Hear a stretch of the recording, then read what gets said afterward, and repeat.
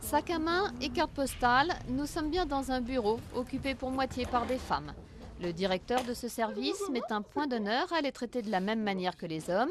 Et comme les femmes sont souvent des mères de famille, il a mis au point un système qui permet de concilier vie professionnelle et vie privée.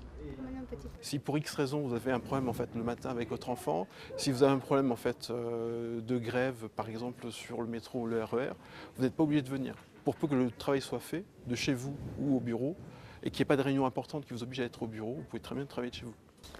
Fin 2004, Schneider Electric a signé un accord pour l'égalité professionnelle. L'objectif est de recruter plus de femmes, d'améliorer leur salaire et de les aider à mener de front carrière et vie de famille. Cela passe par exemple par des temps partiels, comme pour Ghislaine, 3 enfants. Après un mi-temps, elle a préféré revenir à un 4/5e. Le fait de ne pas être présente tous les jours dans l'entreprise, effectivement, donc mon choix, j'ai le sentiment que ça m'a privée de certaines opportunités professionnelles. La maternité est l'obstacle le plus évident au déroulement de la carrière des femmes. Mais ce n'est pas le seul. Les femmes ont aussi du retard à rattraper et des freins culturels liés à la place qui leur est faite dans la société.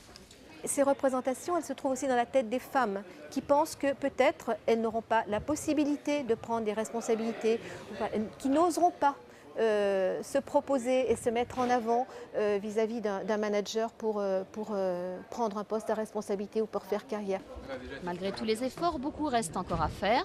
Chez Schneider, le pourcentage de femmes parmi les cadres est resté stable au cours des 3 dernières années. Elles représentent seulement un quart de l'effectif.